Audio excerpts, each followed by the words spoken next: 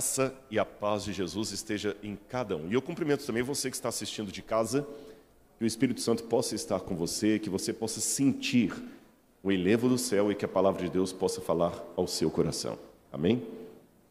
Muito bem, irmãos, hoje eu gostaria de falar com vocês um tema que já vem com uma pergunta e um convite. Vamos aprender de Jesus? Vamos aprender de Jesus? O que nós podemos aprender da Bíblia Sagrada? Eu quero fazer com os irmãos aqui no início desse sermão uma analogia. Eu sou mineiro de Belo Horizonte e vocês sabem que mineiro, quando vê praia, fica encantado. E quem é mineiro sabe do que eu estou falando. Eu conheci o mar quando eu tinha 5 anos de idade em Santos, São Paulo, na praia de José Menino. Agora vocês imaginem a situação. Eu cheguei na praia com 5 anos, eu lembro até hoje, eu tinha uma camiseta com um índiozinho desenhado, e eu falei com meu pai, hoje o índio vai à praia. Todo lugar que eu ia com aquela camiseta, o índio que ia. O índio vai ao zoológico. Aí eu falei, o índio vai à praia. E como todo mineiro de 5 anos, eu coloquei a mão na água, é salgada. Gente, para quem não nasceu em cidade litorânea, ver o mar pela primeira vez é uma coisa maravilhosa. Vocês entendem? É uma emoção ver aquele lagoão de água salgada, conchinhas, a gente fica catando conchinha, guardando para levar para casa, estrela do mar, tinha muita estrela do mar lá, depois ficava fedendo, mas era uma coisa maravilhosa ver o mar. Só que depois eu tive uma oportunidade de mergulhar. Quando eu mergulhei, eu já mergulhei em Fernando de Noronha, já mergulhei em Porto de Galinhas. Gente, mergulhar é muito bom, com cilindro mesmo. Quando você mergulha e vai com o cilindro lá embaixo, por isso que eu coloquei aquelas 2 fotos ali, eu falei, como o mar é lindo, mas de uma forma tão mais profunda, que vocês entendem o que eu estou querendo dizer. Eu repeti aquela experiência da infância de maneira quintuplicada. Tanto que quando eu emergi da água, eu gritei, glória a Deus, obrigado, Senhor. Foi tão gostoso, que eu chego a dizer que até vocês, cariocas, mesmo sendo nascidos e criados em frente para o mar, para quem nunca mergulhou, você ainda não conhece o que é o mar. É gostoso demais. Agora eu quero colocar isso para os irmãos para fazer uma comparação e vocês vão me entender. A minha experiência com 5 anos de idade foi válida ou não? Foi válida? Você que está em casa está acompanhando com a gente. Foi válido, não foi? Foi bom, eu vi o mar, foi gostoso. Mas quando eu mergulhei, a sensação de ir num lugar mais profundo é muito maior. É mais ou menos isso que eu quero trazer para os irmãos através desses sermões e do sermão de hoje, com relação à arqueologia bíblica. A gente fala muito de arqueologia como sendo uma forma de comprovar a história da Bíblia, mas a arqueologia tem um outro fator também. Ela pega a Bíblia e coloca dentro do contexto. É como se fora do contexto eu vejo a Bíblia, eu me empolgo com suas mensagens, Deus fala comigo através dela, mas seria como o Rodrigo de 5 anos conhecendo o mar pela primeira vez. Mas quando você vai dentro da cultura da época, você entra no tempo e vê algumas coisas, é como se você mergulhasse. Então eu tomei como propósito da minha vida, já que nem todos têm oportunidade de ir para Israel ou participar de uma escavação arqueológica, trazer um pouquinho de Israel através dos sermões. Isso que eu quero fazer nessa manhã com relação à Bíblia Sagrada e o texto que nós vamos estudar. Mas eu quero fazer já um convite para você que está em casa aí, tá bom? Está na hora de você convidar alguém. Na verdade, a câmera que está me mostrando é aquela ali que está fechada, né? Então deixa eu falar para você que está em casa. Você pode aí agora apertar o seu telefone, mandar um zap para todo mundo, entrar aqui no canal da Igreja Adventista de Botafogo, que Deus tem uma mensagem para você e para essa pessoa que você vai convidar. E os presentes que estão aqui, que Deus possa nos falar nesse mergulho com cilindro que nós vamos fazer agora na Palavra de Deus. Tá bem? Então vamos lá. Jesus, a primeira coisa que nós temos que aprender ao ler a Bíblia Sagrada é uma coisa tão óbvia que seria quase redundância ter que dizer isso. É lembrar que Jesus era, acima de tudo, judeu. Judeu. Não necessariamente o judeu moderno. Jesus não tinha quipá, nem vestia de preto, nem tinha aquele paiote, que é aquele cabelinho aqui enrolado, talvez. Mas havia algumas coisas do judaísmo que Jesus tinha, sim. Jesus provavelmente tinha... Vocês já viram que os judeus, alguns religiosos, usam umas cordinhas, ficam penduradas aqui, o tzitzi. Jesus certamente usava um tzitzi, porque diz que uma vez Jesus estava em Cafarnaum e uma mulher tocou, quem se lembra desse episódio?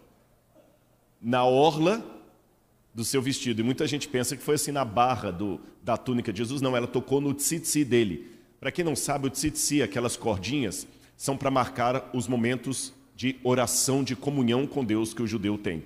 Então Jesus tinha um tzitzi.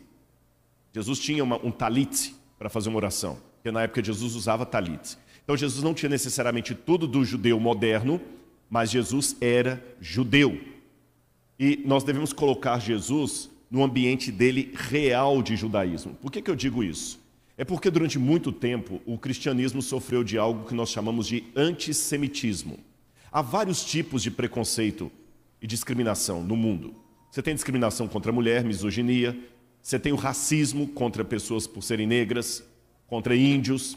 Você tem, às vezes, preconceito com pessoas com necessidades especiais. Há uma série de preconceitos. E há também um preconceito, um racismo muito grande contra judeus. Os judeus sofreram muito, meus irmãos. Não foi muito difícil para os nazistas convencerem outros nazistas a matarem 6 milhões de judeus. E, até hoje, eu não entendo essa parte da história, o pessoal nem deu falta.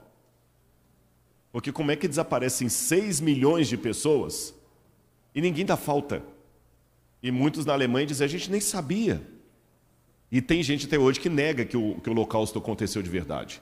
E o cristianismo, por muito tempo, cometeu um erro de antissemitismo, a ponto que, na Idade Média, ser cristão significava não ser judeu. Ser cristão era não ser judeu. E tudo que você pudesse fazer para tirar o judaísmo do cristianismo foi feito na Idade Média. E nós absorvemos muito disso, nós criamos um Jesus europeu, um Jesus que não era judeu. Mesmo aqui no Brasil, muitos judeus sofreram discriminação e perseguição. Por exemplo, tem alguém que é do Rio Grande do Sul, alguém que está nos assistindo de casa que seja gaúcho do Rio Grande do Sul? Não temos nenhum gaúcho. Temos lá no fundo, tem alguém lá, olha. Lá no sul tem muito, lá em cima também levantou a mão. Lá no sul tem muito uma expressão que fala assim, mais que judiação, mais que judiaria. Judiaria era o bairro dos judeus. O bairro dos judeus é a judiaria. E judiação era no passado uma forma de xingar alguém. Que papel de judeu? Que judiação. E muitos judeus tinham que guardar o Shabat, por exemplo, o sábado, escondidos. E o judeu guarda o sábado de uma forma interessante. Ele não marca necessariamente o pôr do sol, como nós adventistas fazemos. Eles marcam o nascer das estrelas. Então, quando aparece a primeira estrela no céu, na sexta-feira à noite, ele já sabe que está na hora de fazer os últimos preparativos do Shabat. A segunda estrela apareceu, já tem que estar com tudo pronto. Quando a terceira estrela aponta no céu, já é a hora de acender as velas do Shabat. Vocês sabem que criança não tem muita trava na língua, criança espontânea.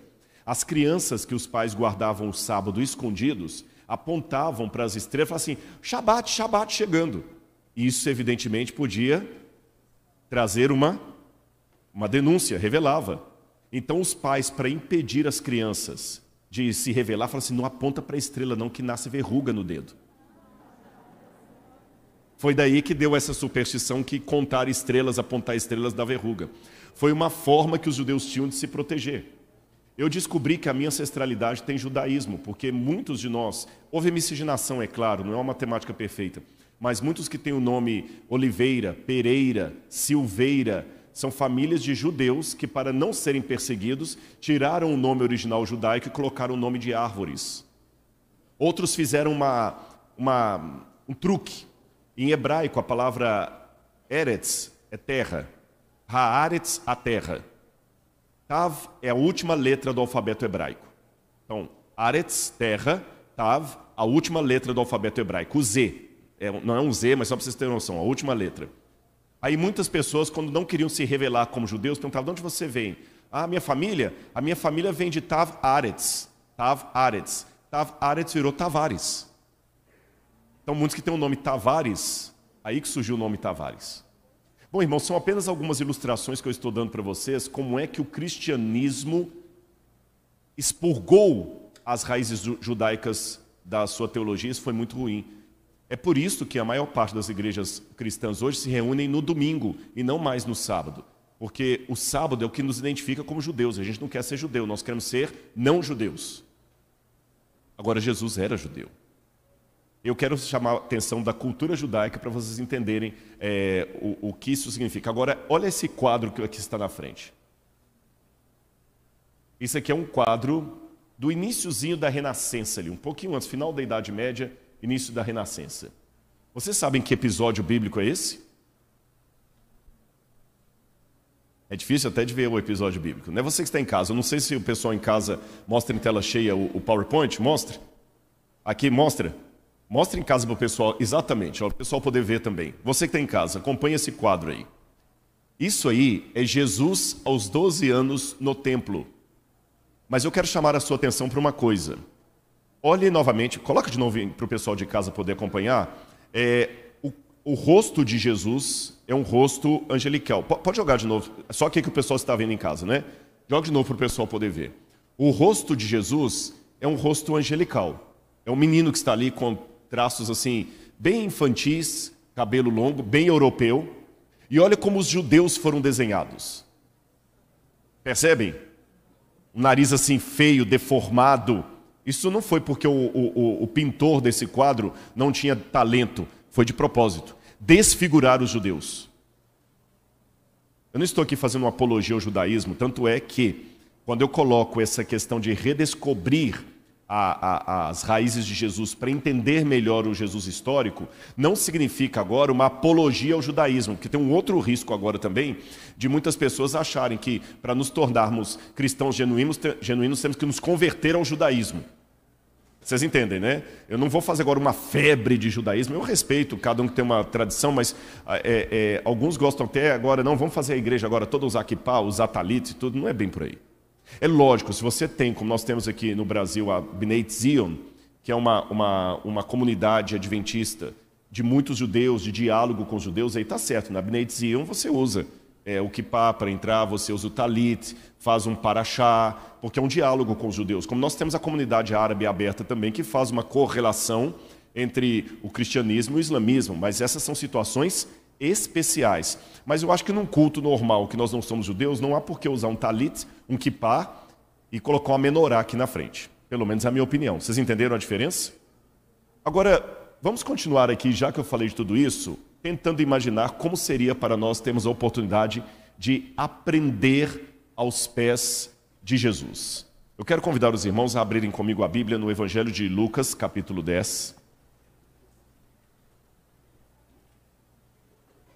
Evangelho de Lucas, capítulo 10, versículos 38 a 42.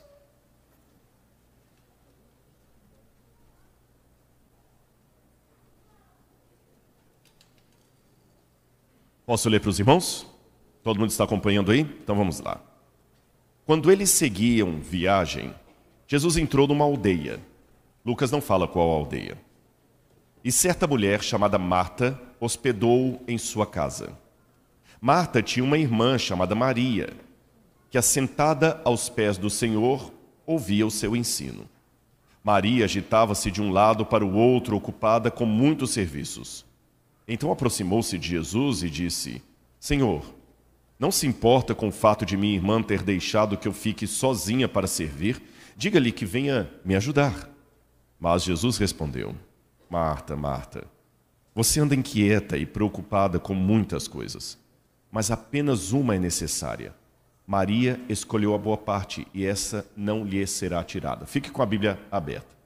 Imagine-se então como um discípulo de Jesus seguindo para Betânia. Tá certo? Aqui nós temos o lugar onde Jesus estava e provavelmente isso pode ter acontecido na época em que Jesus estava perto de Betânia. A palavra Betânia tem uma disputa entre os especialistas em língua hebraica, o que significa a palavra Betânia. Beit quer dizer casa. Beit, casa. Ania significa pobre, desválido, pessoas em necessidade de ajuda, de auxílio, necessitado. Outros pensam que pode vir também do verbo aná, que significa cantar, ouvir uma música, ocupar-se com uma canção ou dar as boas-vindas a alguém. Então, literalmente falando, Betânia pode ter dois significados: a casa das boas-vindas, a casa da canção, ou a casa dos inválidos, a casa dos pobres.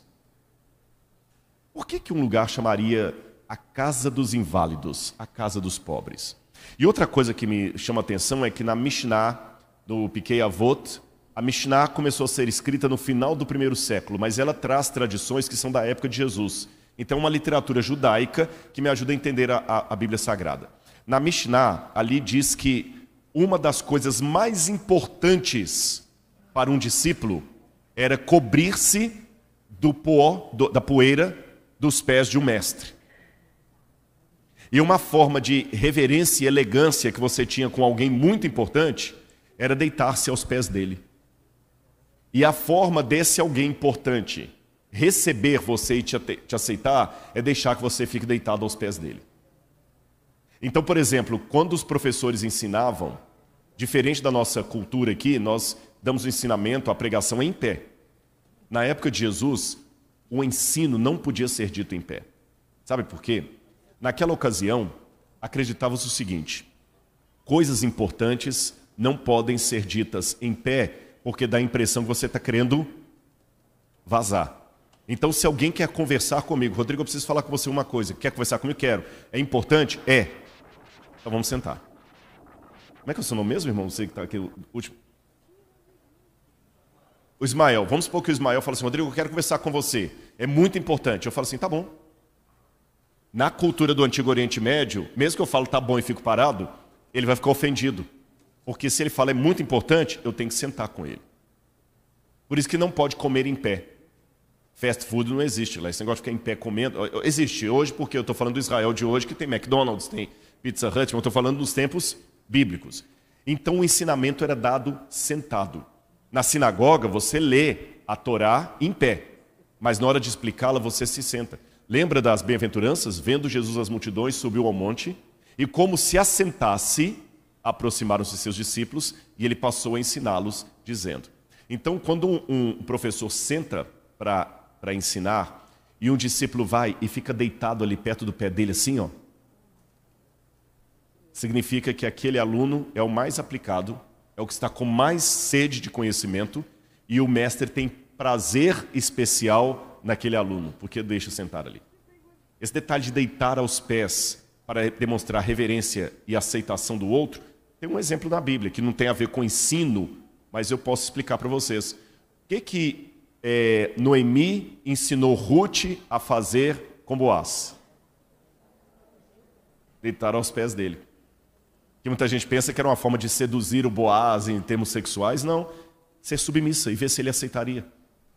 Interessante essa cultura diferente.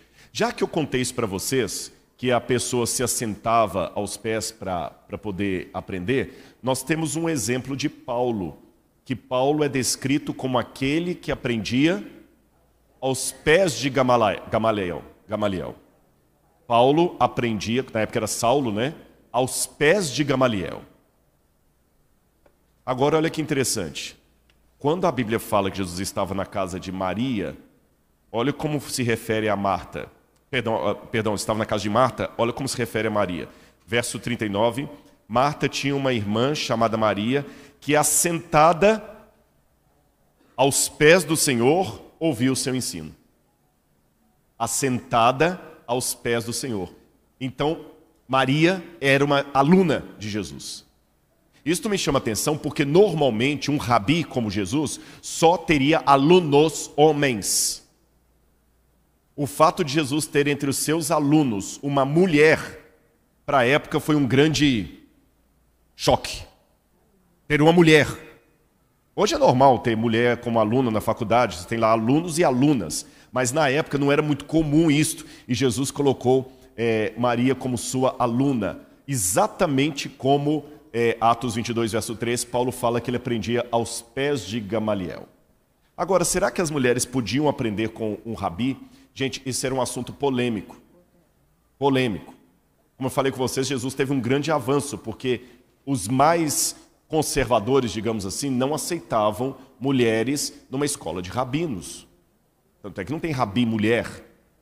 Mas é curioso que mesmo na época de Jesus havia divergências de opinião. Por exemplo, o rabino Eleazar, que também é do primeiro século, da época de Jesus, ele escreveu o seguinte: se um homem dá à sua filha conhecimento da lei, é como se a ensinasse libertinagem. Uma outra tradução possível seria o seguinte: se um homem ensina a Torá para sua filha, ele está ensinando-a a se tornar uma prostituta. Olha o preconceito. Alguns diziam, é melhor queimar a Torá do que vê-la sendo ensinada a uma mulher.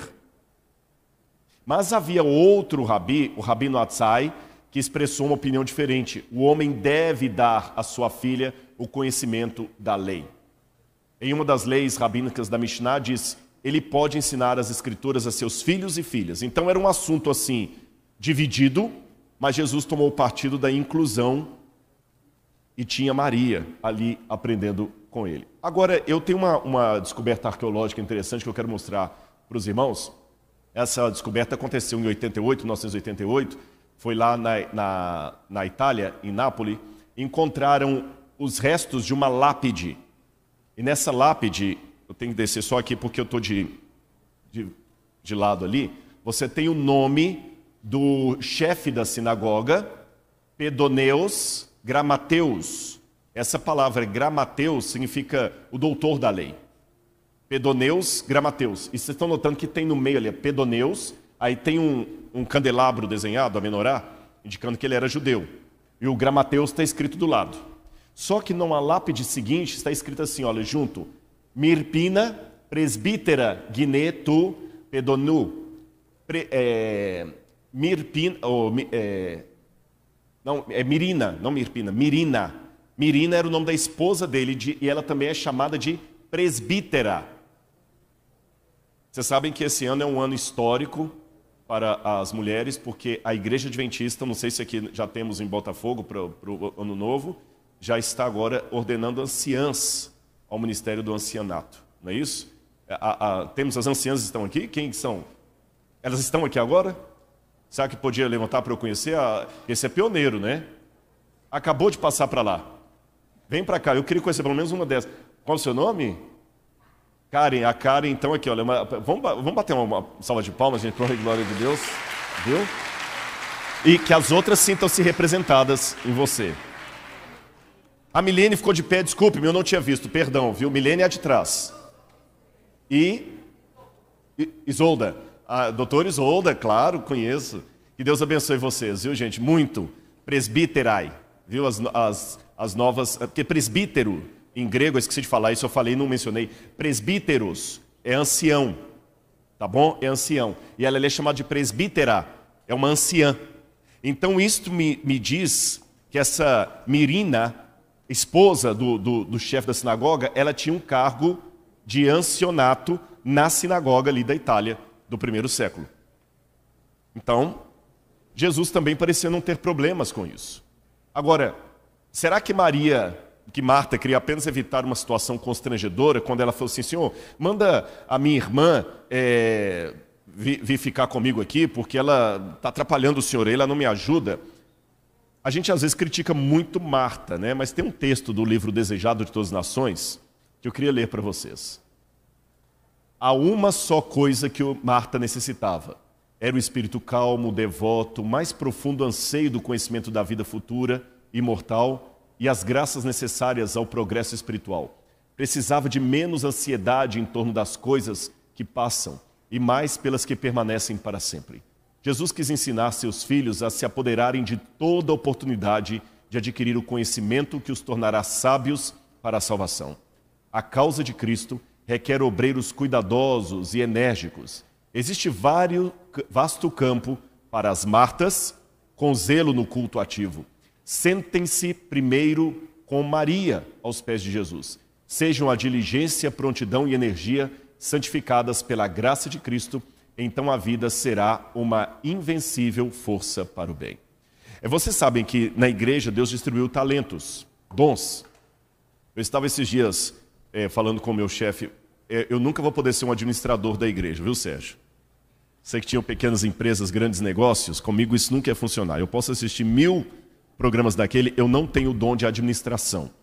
Se algum dia a igreja cometesse o erro de me colocar como presidente de uma associação, administrador de um hospital, vocês iam ver um Rodrigo que ia dar vergonha para a igreja.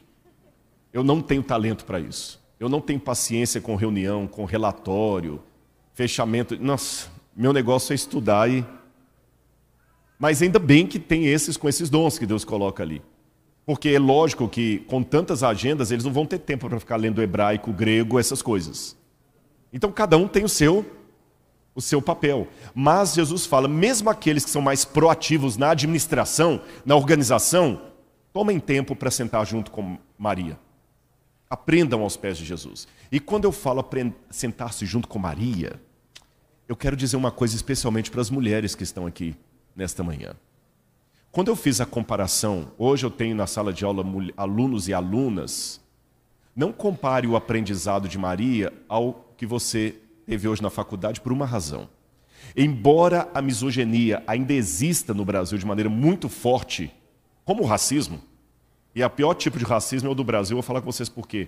Porque aqui nós não temos negros sentando de um lado e brancos do outro. Eu nunca fui impedido de entrar num lugar por ser negro, nunca vi um cinema que tem entrada de negros e de brancos, como houve nos Estados Unidos nos anos 60, ou como eu vi na África do Sul, que tinha um banco na praça do negro e do branco. No Brasil não tem isso. O negro e o branco podem usar o mesmo metrô. Por um lado isso é bom, mas por outro lado isso é perigoso porque oculta o racismo. Parece que não existe. Vocês entenderam? Parece que não existe. E por parecer que não existe, quem está na pele do segregado sente. Mas a coisa é tão sutil, irmãos, que você sente, mas não pode nem falar que houve uma cena de segregação, porque dificilmente quem está junto vai perceber. Vamos falar assim, você está com um complexo de inferioridade. É muito assim nas entrelinhas, sabe? Muito nas entrelinhas. Então eu estou consciente que os problemas de segregação, eu falei do negro, da mulher, mas eu podia dar outros aqui, dos judeus, existem de maneira muito forte. Mas no passado era muito mais agressivo no sentido assim de aberto. Para Maria sentar ali, não foi fácil. As repreensões, os olhares. Principalmente por um problema que nós vamos conhecer daqui a pouco. Quem seriam Marta, Maria e Lázaro? A Bíblia fala que Jesus ressuscitou Lázaro. Qual era a condição social deles? Que a Bíblia fala dos 13 irmãos. Passa-se a impressão que pelo menos Lázaro e Maria não tinham cônjuge. Marta talvez teria um cônjuge. Quem, na minha opinião, poderia ser o marido de Marta? Sabem quem que eu acho que era o marido de Marta? Uma hipótese que eu levanto? Simão, que Jesus curou de lepra. Por que eu deduzo isso? Porque a Bíblia fala que na casa de Simão, eu vou ler esse texto com os irmãos, Marta servia. Para ela estar servindo na casa ali, é que a casa era dela. Vocês entendem? Se ela servia, é porque a casa era dela. Se a casa era dela, ela deveria ser esposa de Simão. E Simão era o primeiro a ter preconceito contra Maria. O Lázaro tem a Bíblia meio dúbia. Dá a entender que por Lázaro não ser casado, ele nem estava ali entre os que estavam aprendendo com Jesus, ele não é relacionado. Então alguns autores pensam que Lázaro poderia ter menos de 12 anos de idade. Porque 13 anos era o ano do Bar Mitzvah, então Lázaro deveria ter menos do que isso. Era uma criança. Isso muda completamente a ideia que a gente tem do Lázaro ressuscitado, um homem adulto. Porém, no Evangelho de João, ele é chamado de homem. Bom, qual é a cronologia que eu imagino de tudo isso? Eu imagino assim, irmãos. Após a sua primeira viagem para a Judeia, na Galileia, Jesus foi ungido por uma mulher na casa de um fariseu chamado Simão. Decore isso aí. Simão recebe Jesus ali, mas ele não dá as boas-vindas a Jesus. Vamos ler esse episódio? Lucas, capítulo 7, versículo 36. Porque eu li para vocês Lucas capítulo 10, mas antes de acontecer esse episódio de Maria estar aos pés de Jesus, no capítulo 7, versículo 36, tem um episódio. Lucas capítulo 7, verso 36. Abriram comigo? Um dos fariseus, certamente Simão, convidou Jesus para que fosse jantar com ele. Jesus, entrando em casa do fariseu, tomou lugar à mesa. Eis que uma mulher da cidade, pecadora, sabendo que ele estava jantando na casa do fariseu, foi até lá com um frasco feito de alabastro, cheio de perfume. Era um perfume de nardo, caríssimo, caríssimo, num vaso de alabastro. E estando por detrás aos pés de Jesus, chorando, molhava-o com suas lágrimas e os enxugava com os próprios cabelos. Ela beijava os pés de Jesus e os ungia com o perfume. Essa mulher pecadora, fica com a Bíblia aberta aí.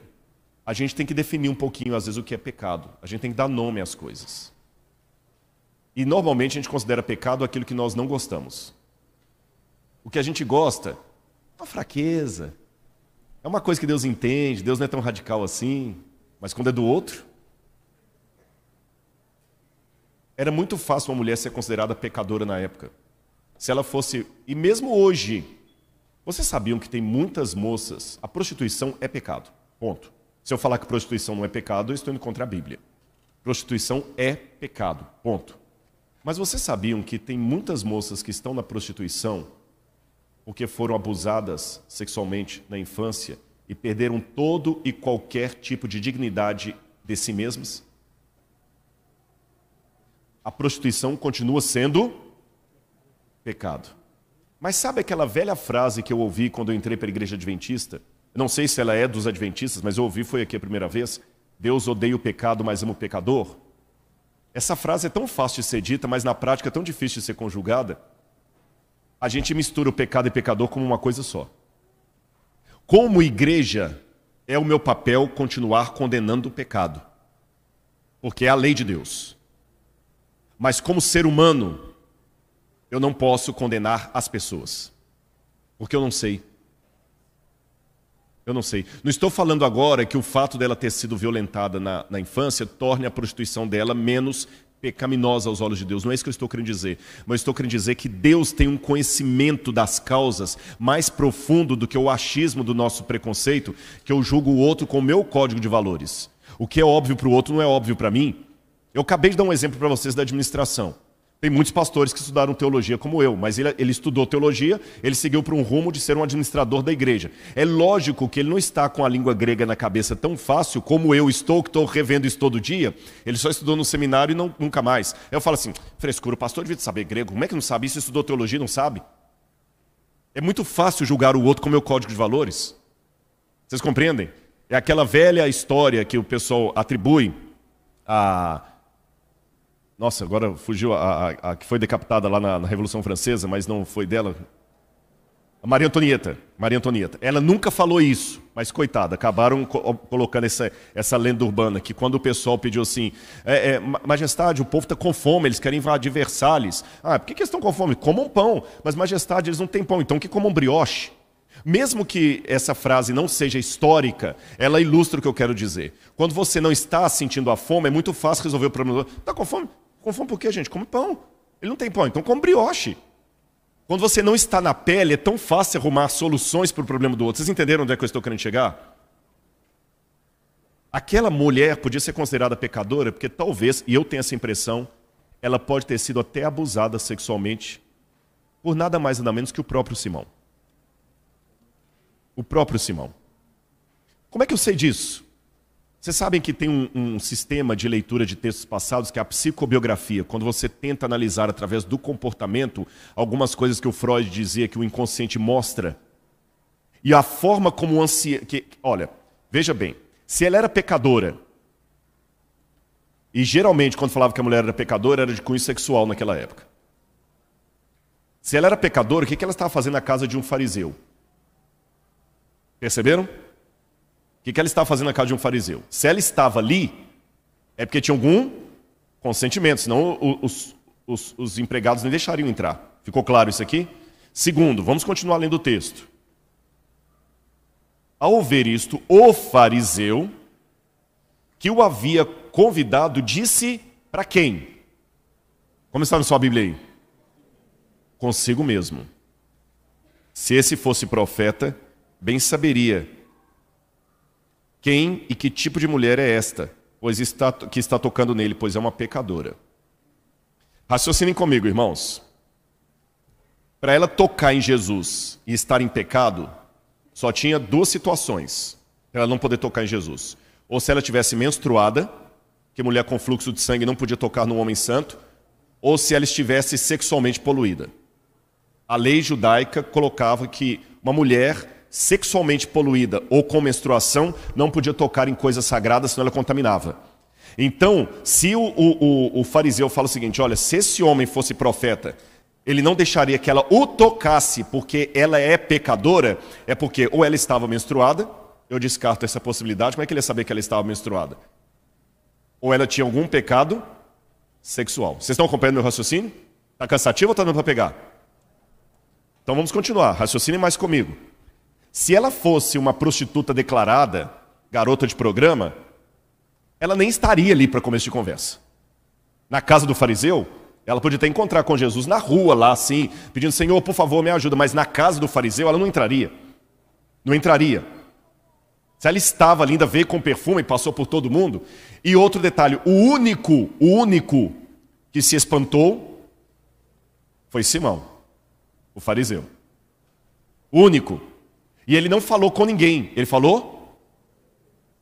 Então ele tinha uma cumplicidade no pecado dela. Por isso que eu deduzo que ele, esse homem, talvez forçasse a barra com ela, como muitas mulheres sofrem problema de violência sexual e nós nem ficamos sabendo.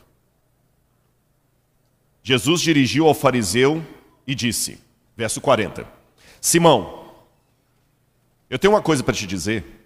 Ele falou, diga-me, mestre. Você viu que o diálogo continuou no mesmo, não houve um alvoroço do pessoal. Jesus falou, certo credor tinha 2 devedores, vocês conhecem a história, né? Um devia uma conta enorme, o outro devia um pouquinho ali. Vamos traduzir na linguagem de hoje. Um homem tinha 2 devedores, um devia para ele 400 mil reais. E estava desesperado, que não tinha, ia perder a casa, ia perder tudo. Um banco. Um devia para o banco aí 400 mil reais, ele ia perder a casa dele. O outro devia 10 reais. O banco perdoou a dívida dos 2. Quem vai ser o mais grato? De 400 mil, é lógico, você deixou de perder sua casa. Pois é, essa aqui tinha maior dívida. Mas, cuidado, porque você também pode ter dívidas. E olha o que o verso 45 diz. Você não me recebeu com um beijo na face. Ela, porém, desde que eu entrei, não deixou de me beijar os pés. Você não ungiu minha cabeça com óleo, mas ela, com perfume, ungiu os meus pés. E no verso anterior, Jesus falou assim, quando eu entrei aqui em sua casa, você não me ofereceu água para lavar os pés. Ela, porém, lava com lágrimas. Sabe o que significa isso, irmãos? Quando, na época de Jesus, lembra o mergulho? Olha o cilindro aí, ó, vamos mergulhar mais no texto. Quando você ia à casa de uma pessoa, tinha regras de etiqueta para mostrar que você era bem recebido ali. Vamos supor que o Sérgio me convida para a casa dele. Nos tempos bíblicos, tinha 3 coisas que o Sérgio tinha que fazer. A primeira coisa, ele tinha que trazer o empregado mais simples da casa para mandar lavar meus pés. Depois de lavar os meus pés, ele tinha que me dar um beijo em cada face para me considerar igual a ele. E depois disso, ele tinha que trazer um pouco de perfume e ungir minha cabeça. Por que esse lance do perfume? Você já foi em restaurante que o pessoal serve depois umas balinhas de menta? Por que as balinhas de menta? Porque a pessoa às vezes pode comer, não escovou os dentes, pode ter uma halitose, você está numa refeição de negócios, alguma coisa, então para disfarçar qualquer hálito ruim. Você comeu cebola ali, qualquer coisa, disfarça. Naquele tempo era mais ou menos isso, as pessoas não tomavam banho todos os dias. A água era escassa, o banho era muito raro. Então na hora de comer todo mundo junto, pegava um azeite perfumado e colocava na cabeça, que aí você ficava perfumado. Salmo 23.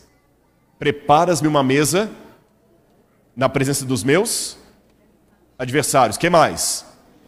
Unges minha cabeça com óleo e o meu cálice transborda. Agora o Simão não mandou lavar os pés de Jesus, não deu beijo em Jesus e não ungiu com óleo Jesus. Sabe o que ele fez? É como se mais ou menos eu chegasse assim, o Sérgio, eu posso te dizer? Pode, chega lá no almoço. Aí eu chego no almoço, eu falo assim, você quer conversar comigo? Né? Eu estou terminando de almoçar com minha família aqui, fica sentado aí na porta da sala. Depois eu vou aí conversar com você. Vocês entenderam a situação? Ele recebeu Jesus, mas ele recebeu Jesus apenas por uma questão de formalidade. Ele não estava com o coração entregue a Jesus e aquele homem estava em pecado.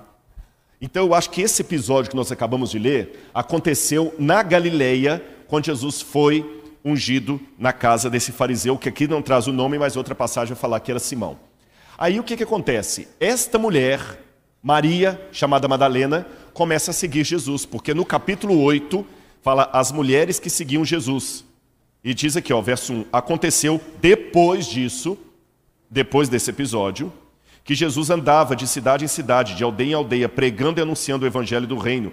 Iam eles, os 12 discípulos, também algumas mulheres que haviam sido curadas de espíritos malignos e de enfermidades.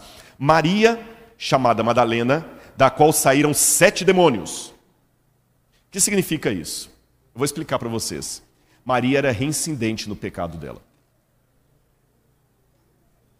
Você lembra que Jesus falou uma vez assim, cuidado, porque quando você expulsa o demônio de uma pessoa, ele sai e fica vagueando. Se o demônio volta àquela pessoa e encontra a casa vazia, quem se lembra dessa passagem?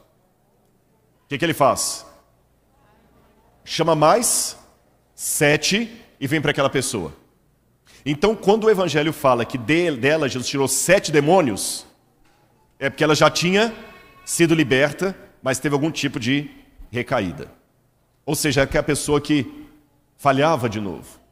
Falhava às vezes pelas circunstâncias, como eu falei, tá certo? É como aquela menina que foi violentada na infância, está lá na esquina com prostituição, você tenta recuperar, ela vem, mas ela já está tão assim emocionalmente sem força, que ela fica um tempo limpa, depois ela volta de novo para as drogas e para a prostituição e tudo mais, você tem que ir lá e resgatar de novo. Foi mais ou menos isso Maria Madalena. Aí o que acontece? Nesse meio tempo, eu trabalho com a hipótese que Simão contraiu lepra e foi afastado da família. Aí, Jesus não viu mais Simão, Simão ficou leproso. Mas Jesus encontra com Simão de novo e cura Simão. Aí, numa segunda viagem, que aconteceu dessa vez em Betânia, Jesus se hospeda na casa de Marta. E Maria vai de novo ali, outra vez encontrar com Jesus e ungir Jesus. Mas dessa vez, ela não unge Jesus apenas por questão de dar as boas-vindas. Ela dá para Jesus a unção de Jesus como rei. O mapa vai mostrar para vocês o que eu quero dizer. O primeiro episódio aconteceu naquela parte verde ali na Galileia. Em alguma cidade da Galileia morava um fariseu chamado Simão, casado com uma mulher chamada Marta, que tinha uma cunhada chamada Maria. Esse Simão deveria certamente abusar sexualmente da Maria várias vezes ou seduzi-la, coisas desse jeito. Ela angustiada, ia, voltava, estava acabando com a vida dela. Jesus a curou das suas traumas, dos seus erros, e ela começou a seguir Jesus. Nesse meio tempo, Simão contraiu lepra. Daqui a pouco eu vou falar de onde que eu tirei que Simão contraiu lepra, tá? Jesus cura Simão. Mas só que quando Jesus vai reencontrar Simão curado, o episódio acontece aqui embaixo na Judeia, perto de Nazaré, perto de Jerusalém, numa cidade chamada Betânia. Eu comecei esse sermão falando com vocês que Betânia é a junção de 2 palavras hebraicas, Beit, casa, e Ania pode ser pobre, desválido ou boas-vindas. Casa dos inválidos. Esta casa dá a entender que poderia ser assim. Tinha um pátio e várias residências pequenas dentro do mesmo pátio, dentro do mesmo quintal. Vocês estão vendo? E por que várias residências? Eu tenho uma informação muito interessante. Betânia estava colada em Jerusalém. Estão vendo o mapa ali? Entre aquelas 2 bolinhas ali, tem o Monte das Oliveiras. Betânia está aqui embaixo, sobe o Monte das Oliveiras, do outro lado está Jerusalém. Eu vou mostrar uma foto aérea para vocês. Olha aqui, Betânia, Betfagé, Monte das Oliveiras, Jerusalém, onde está escrito Templo do Monte, Temple Mount. Bem pertinho. Hoje, aquele lugar é chamado de Al-Azaria, é um lugar tradicional onde poderia ser a casa de Marta e Lázaro. Agora, olha o que nós descobrimos. O professor arqueólogo Igael Yadin, vocês já ouviram falar nos manuscritos do Mar Morto? Num dos manuscritos do Mar Morto, ele encontrou o seguinte: a vila de Betânia era um dos 3 lugares a leste de Jerusalém que os essênios alocavam para pessoas que, pelas leis de pureza, não podiam entrar na cidade nem no templo, principalmente leprosos. Os essênios eram uma seita judaica que viviam no deserto e também em algumas cidades. As pessoas queriam chegar no templo, mas um leproso não podia chegar no templo. Um peregrino que viesse de longe, ele não podia nem ficar nas adjacências de Jerusalém durante a festa da Páscoa, porque ele era leproso. Então eles locaram 3 lugares para poder abrigar esses peregrinos. Olha aqui o texto de Qumran. É esse papiro aí que foi encontrado. E nesse papiro está escrito assim: vocês farão 3 lugares a leste da cidade de Jerusalém, separados um do outro, para onde devem ir os leprosos e os aflitos, com as perdas, e os homens que tiveram a emissão de sêmen, tá bom? A cidade em que eu quero santificar para fazer vocês habitar em meu nome, e jurei o templo nele será... Perdão, gente, desculpa, tá bem ruim aqui a leitura. A cidade que eu quero santificar para você habitar em meu nome, e meu templo, nele será sagrada, e deve ser limpa de qualquer impureza em que possa ser manchada. Esse texto hebraico aí fala que eles separaram 3 cidades a leste de Jerusalém. Vamos voltar o mapa aqui. A leste de Jerusalém, que deveriam abrigar quem? Leprosos. E esse lugar deveria ser o lugar de quê mesmo? Vamos ver o texto de Qumran de novo? Perdão, passei demais. Vamos ver o texto. Esse lugar deveria ser o lugar deveria ser ir os aflitos e leprosos. O que eu falei que significa Betânia? Casa dos aflitos. Então eu deduzo que Betânia é como se fosse uma santa casa de misericórdia. E por isso que Simão muda com a família para Betânia, ou pelo menos está em Betânia por alguma situação ali. Que ele era um ex-leproso. Agora, que interessante, quando Jesus vai falar de Betânia, em Mateus capítulo 26, Marcos capítulo 14, Jesus usa uma expressão assim: pois vocês sempre terão os pobres com vocês, mas vocês nem sempre terão a mim. Porque num dos episódios, Judas reclama, né? Por que ela não vendeu esse perfume e deu aos pobres? Jesus falou para eles assim: os pobres vocês sempre terão com vocês. Porque, claro, aquela era uma casa de passagem, de abrigo de pessoas aflitas, leprosas e pobres que não podiam ir até Jerusalém. Por isso que Jesus estava ali. Mas nessa segunda vez, agora, ela unge Jesus de novo. E essa unção, qual o significado dela? Dessa vez ela não unge Jesus para lhe dar as boas-vindas. Nessa segunda vez que Maria Madalena unge Jesus, ela foi a única discípula que consagrou Jesus como o rei dos judeus. Eu não vou ler a passagem porque o nosso tempo está bem avançado, mas os irmãos sabem que quando Salomão foi consagrado rei, qual foi a ordem de Davi? Levam até a fonte e unjam-o como rei. O rei, antes de receber a coroa, tinha que ser ungido. E agora Maria Madalena, segundo o Evangelho de João, você pode ler depois a passagem de João, capítulo 12, ela chega ali e ela começa a ungir Jesus com perfume, não mais para dar as boas-vindas, como ela tinha feito originalmente lá na Galileia. Essa segunda vez que ela unge Jesus, ela é a única, dentre todos os discípulos, os 12 apóstolos, a única que entendeu Jesus falando: eu serei rei. E ela começa a ungir Jesus ali como o rei.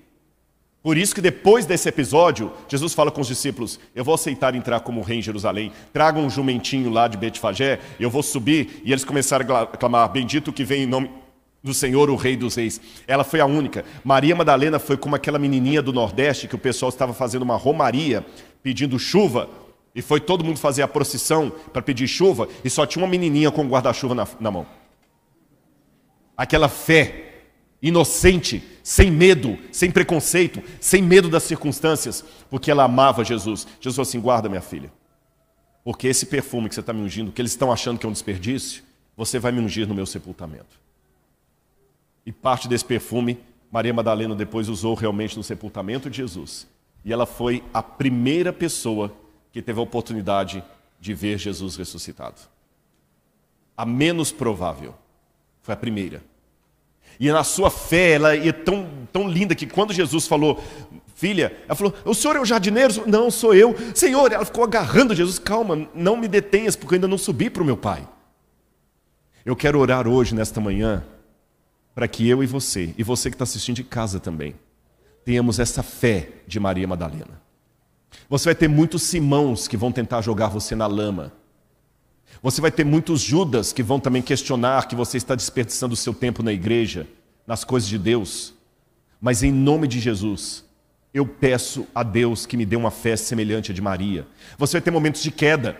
Por que eu peço a fé semelhante de Maria? Porque ela é como eu, ela errou de novo, ela caiu de novo. Jesus teve que expulsar os 7 demônios, é porque o primeiro já tinha saído e trouxe uma turba com ele.